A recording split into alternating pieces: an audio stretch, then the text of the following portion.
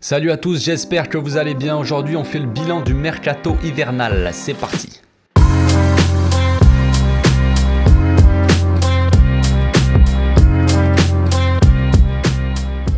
Au passage, n'hésitez pas à vous abonner, liker et commenter. C'est le meilleur moyen de me soutenir et ça fera plaisir à tonton. Mercato fini, le Barça a pu enregistrer sa dernière recrue 1 minute avant la fin. Aubameyang est donc le dernier joueur qui vient compléter l'équipe pour la fin de saison. Alors on va voir un peu tous les bons points et les mauvais points de ce mercato qui mine de rien dans l'ensemble est plutôt bon. La priorité du club avant que le mercato démarre était tout d'abord de faire partir certains joueurs avant de pouvoir renforcer l'équipe. Question départ, Coutinho est parti en prêt à Aston Villa, ce qui nous évite quand même un gros salaire à payer, même s'il a réduit son salaire avant de partir. Aston Villa a une option d'achat à 35 millions, ce qui est pas dingue quand on connaît le prix qu'on a déboursé pour le faire venir, mais sa valeur marchande actuelle est de 18 millions. Donc on peut dire que c'est mieux que rien. D'ailleurs il a l'air d'avoir repris un peu des couleurs le gars, Il a déjà marqué avec Aston Villa et il a claqué un but magnifique avec le Brésilien. Il y a des joueurs comme ça qui ne sont tout simplement pas faits pour jouer au Barça, c'est comme ça. Deuxième départ, celui du Kun Agüero. Bon là c'est un peu plus tragique, malheureusement le joueur a dû mettre fin à sa carrière. Il reste sur un but marqué contre le Real. Voilà, le Barça économise quand même 5 millions de salaire, ce qui est pas rien quand même. Alex Collado aussi est parti en prêt après 6 mois compliqués où il n'a jamais pu être enregistré et donc joué. Xavi compte sur lui l'année prochaine car il apprécie beaucoup le joueur qu'il a pu diriger quand même un petit peu à l'entraînement. Donc près de 6 mois à Grenade qui pourra peut-être un peu relancer le joueur ou en tout cas lui redonner un peu le plaisir de jouer tout simplement. Iñaki Peña aussi est parti en prêt à la fin du mercato. Galatasaray l'accueille donc jusqu'à la fin de la saison sans option d'achat il me semble, donc le joueur devrait revenir pour la saison prochaine et devrait normalement avoir le poste de deuxième gardien. Pour finir, Youssouf Demir qui a été renvoyé dans son club, situation un peu spéciale avec ce joueur. On sait que s'il jouait encore un seul match avec nous, le club aurait été obligé de l'acheter, d'activer l'option d'achat obligatoire de 10 millions. Voilà, donc je pense que les dirigeants ont pesé le pour et le contre et ils ont dû se dire que c'était pas assez montré sur le terrain pour qu'ils mettent 10 millions sur ce gars, voilà. Dommage parce que c'est un joueur quand même qui a du potentiel et peut-être qu'avec un autre coach que Koeman ça aurait été différent. Je remets pas toute la faute sur le petit Ronald non plus, mais peut-être que ça aurait été différent avec un autre. Xavi n'a pas vraiment eu l'occasion de mettre le joueur vu sa situation contractuelle. Bon, ces 5 départs c'est toujours ça, mais pour moi, à part Coutinho, les autres départs changent pas grand chose. Bon, Agüero avait un gros salaire, on va dire, même si ça restait très correct vu le joueur, mais pour le reste, ça reste des petits salaires. Avec Coutinho, on économise vachement, mais moi j'attendais les départs de Dembélé, Umtiti, Neto, Mingueza, Riqui Puig ou même Luc de Jong. Dembélé, évidemment, on en a beaucoup parlé ces derniers mois, entre son retour qui a fait beaucoup de bien à une attaque un peu statique et sa prolongation foirée, mais pour moi totalement prévisible, c'est un peu le bordel. Le club a décidé de ne plus appeler le joueur tant qu'il ne prolongeait pas son contrat ou le vendre dès cet hiver pour environ 20 millions. Et évidemment, personne n'a voulu l'acheter 20 millions, même s'il y a eu des petits contacts avec le PSG, Chelsea, des rumeurs comme ça. Personne ne voulait mettre 20 millions sachant qu'il est libre dans 6 mois. Laporta a dit qu'il devait sûrement avoir un accord avec un club vu qu'il a refusé une offre assez intéressante. Soi-disant, le joueur a lui-même dit que l'offre était intéressante, financièrement, en plus de dire qu'il voulait rester au club, donc un peu bizarre. Bizarre qu'il refuse. Est-ce que c'est son agent qui est derrière tout ça ou est-ce que c'est le joueur qui nous le fait croire? Ça, je ne sais pas. Ça reste un grand mystère. Tout ce que je sais, c'est que le club n'a pas besoin de ça en ce moment. Après l'affaire Bartomeu, le départ de Messi, le délire avec Griezmann, les histoires avec Koeman et Laporta et l'arrivée de Xavi, ça fait beaucoup de changements en quelques mois quand même. Donc on n'a pas forcément besoin d'en rajouter les gars. L'équipe a besoin de calme et de tranquillité pour pouvoir bosser comme il faut et avoir à nouveau des bons résultats. Parce que là, comme vous le savez, le classement c'est pas la folie. Mais Laporta a dit aujourd'hui que c'était à Xavi de décider. Il a dit ça en conférence de presse de présentation d'Adama. Donc il a dit que c'était à Xavi de décider s'il voulait faire appel au joueur ou non. Peut-être que Xavi laissera un peu sa rancœur, on va dire, envers le joueur et qu'il le mettra quand il en aura besoin. Vu tous les matchs qu'on va avoir ce mois-ci, on verra. On verra bien ce que Xavi décidera, mais ça reste une possibilité. Peut-être qu'on verra jouer Ousmane de temps en temps. On verra. Concernant Umtiti, le club a fait le choix de le prolonger pour baisser son salaire, pour pouvoir enregistrer des recrues. Un choix stratégique assez risqué, mais qui était essentiel pour la fin de saison. Ils espéraient par la suite le prêter, mais ils ont oublié que ce joueur est maudit. Le gars se blesse pour 3 mois à l'entraînement et on doit se le frapper jusqu'à la fin de la saison pour rien. Il jouera pas, voilà, on le paiera pour rien. Ok, il a baissé son salaire, ça reste un salaire qu'on paye pour rien. Voilà, dommage, bien tenté les gars, mais c'est Umtiti les gars. C'était prévisible qu'il se blesse, mais bon. pas de chance on va dire. Neto, sinon qui est catastrophique donc cette année, hein, dès qu'il met un pied sur la pelouse, est resté lui aussi.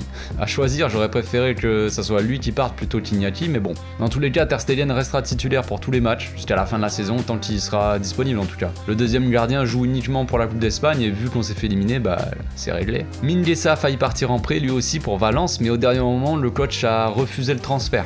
Le coach de Valence. Visiblement, aucun autre club n'était vraiment intéressé, donc on va se retrouver avec un autre joueur, encore une fois, qui ne jouera quasiment pas de la saison. Ça aurait fait du bien à tout le monde s'il était parti, hein. Le joueur aurait pu se relancer un peu, et le club aurait libéré un peu de masse salariale pour un éventuel autre poste, voilà, bon, bah, tant pis. Ce bon vieux Riqui Puig, grand mystère du club, bon jeune qui a débarqué il y a quelques temps, avec beaucoup d'envie sur le terrain, qui a donné un peu l'impression qu'il pouvait s'imposer au milieu à un moment où on jouait avec Rakitic et Vidal. Maintenant qu'on a Pedri, Gavi et Nico, bah malheureusement pour lui, il fait pas vraiment le poids, hein. Bah d'un côté il fait 56 kilos, donc il ferait même pas le poids face à une feuille en papier, non je plaisante. Mais bon, c'est peut-être un peu trompé sur lui. Peut-être pas, je ne sais pas. Mais on ne le saura pas pour le moment en tout cas, parce que c'est le dernier choix du coach pour le milieu de terrain, il est passé derrière tout le monde. Donc voilà, après cet hiver aurait permis aux joueurs de prouver le contraire et de montrer un peu ce qu'il vaut, mais il a pas l'air de vouloir partir, donc tant pis pour lui, hein. Il jouera sûrement quelques minutes par-ci par-là, voilà.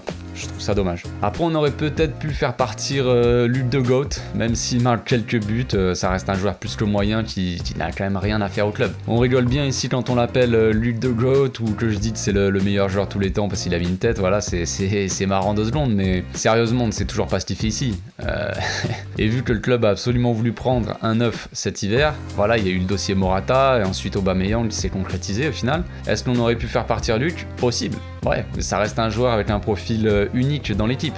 Unique dans le sens où personne n'a son physique et son style de jeu, quoi. Pas dans le sens où le gars est exceptionnel, n'abusons pas. Bon, maintenant on va passer aux arrivées, hein. La première arrivée est celle de Dani Alves, le grand retour de Dani, 8 ans après son départ, si je me trompe pas. Il a déjà apporté son expérience et sa qualité de relance à une équipe qui en manque cruellement.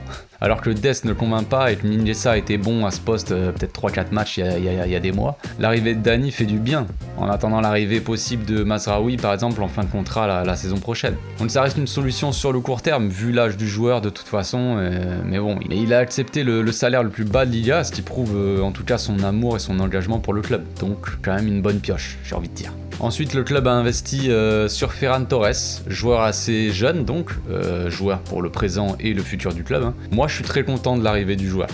Je pense qu'il s'adaptera très bien avec le temps et bah, ça sera un joueur très intéressant dans le futur, j'en suis persuadé. Le club a posé quand même 55 millions sur lui, mais il arrive lui aussi avec un salaire assez bas, ce qui était une obligation de toute façon vu le fair play financier. Troisième arrivée, celle d'Adama Traoré. Alors j'ai sorti une vidéo récemment sur le joueur où je donne mon point de vue, mais la vidéo a été plutôt mal reçue par certains.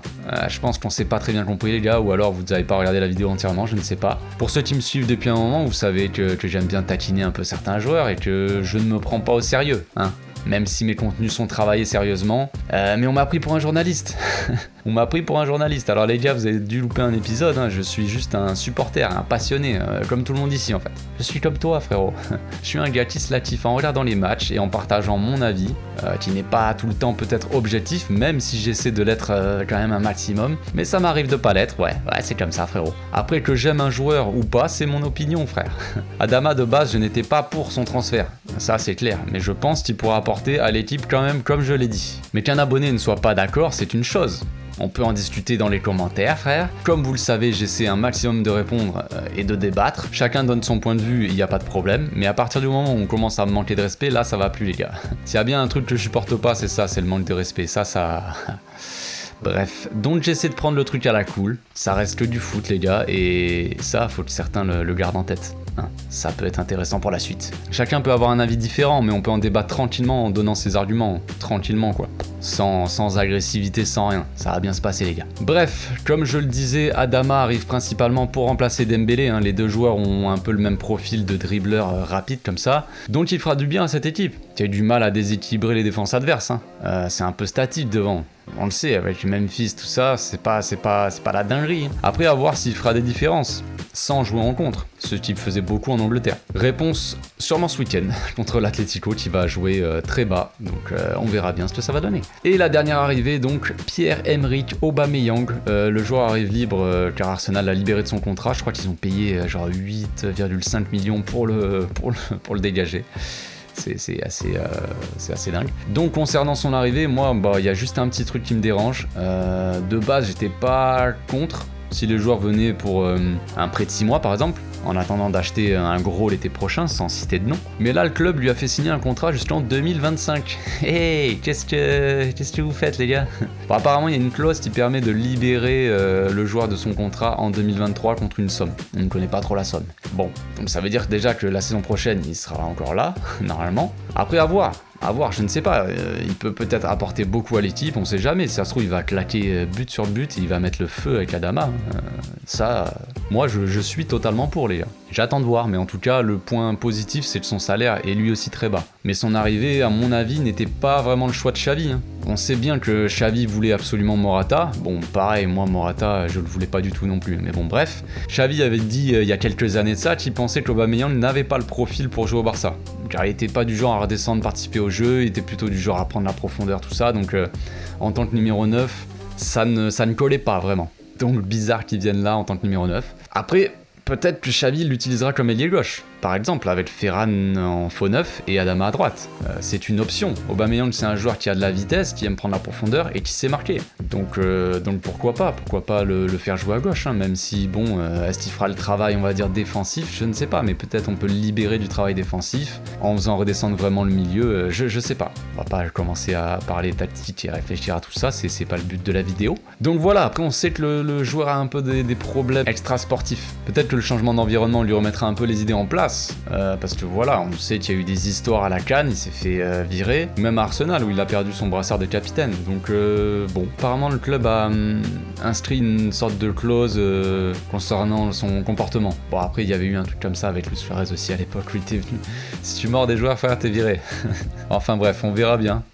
Réponse très rapidement. De toute façon, le joueur a l'air motivé, ça c'est ce que j'ai envie de retenir, c'est que le joueur a l'air motivé, qu'il en a donné la preuve en étant dès le lendemain de sa signature dans les bureaux, il était déjà à l'entraînement à 11h du mat et il a accepté un salaire quand même beaucoup plus bas qu'à Arsenal. Après, il faudra prouver sur le terrain, voilà, c'est là où c'est le plus important, mais déjà dans l'attitude, je suis satisfait. Voilà. Après, voilà, ce mercato, même s'il est bon, il n'est pas parfait non plus.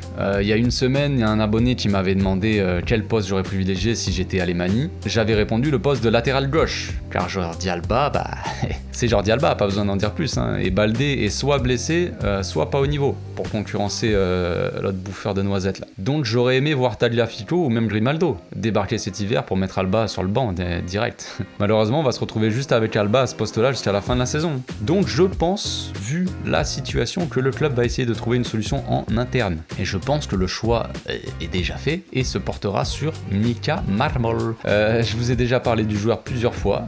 C'est un jeune qui a beaucoup d'envie et qui joue avec beaucoup d'engagement avec la baie. Il joue principalement central gauche, mais peut jouer aussi latéral gauche. Il a une bonne qualité de projection et de centre. Même s'il n'a pas une vitesse exceptionnelle, c'est pas un latéral qui a de la vitesse, mais très bonne qualité de centre et beaucoup d'engagement. Il n'a pas peur d'y aller, même s'il est jeune, il n'a pas peur d'y aller le gars. Xavi a pu le voir jouer contre la Castilla le week-end dernier et il a été appelé hier pour s'entraîner avec la A. Le joueur sera aussi appelé par Xavi le reste de la semaine normalement. Ce qui me fait penser qu'il sera plus souvent appelé avec la A jusqu'à la fin de la saison pour jouer de temps en temps éventuellement. Il sera peut-être même convoqué pour ce week-end, mais rien n'est sûr, on verra bien. Mais je pense que le club va choisir de faire confiance à Mika pour être la doublure de Jordi Alba. Je pense que Baldé n'a pas convaincu Xavi déjà dans un premier temps et depuis son retour dans la baie, je pense que c'est pas dû au talent, mais je pense que c'est dû au mental. Le joueur aligne des performances assez moyennes avec la baie déjà, donc j'ai bien peur qu'il n'ait pas le niveau pour jouer avec la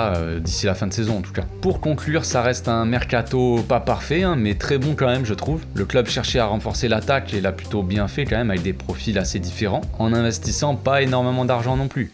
Le contexte du club était plutôt compliqué et le fair play financier nous empêchait de signer des gros joueurs. Maintenant Xavi a 6 mois pour qualifier le club pour la Ligue des Champions. La fin de saison va être décisive les gars pour la saison prochaine et l'avenir proche du club en dépend. Début de réponse ce week-end contre l'Atlético à domicile, qui sera un très gros test pour les nouveaux et pour Xavi aussi. Donc voilà, j'ai hâte de voir tout ça sur le terrain. J'ai hâte de voir Adama, Aubameyang, tout ça, à voir.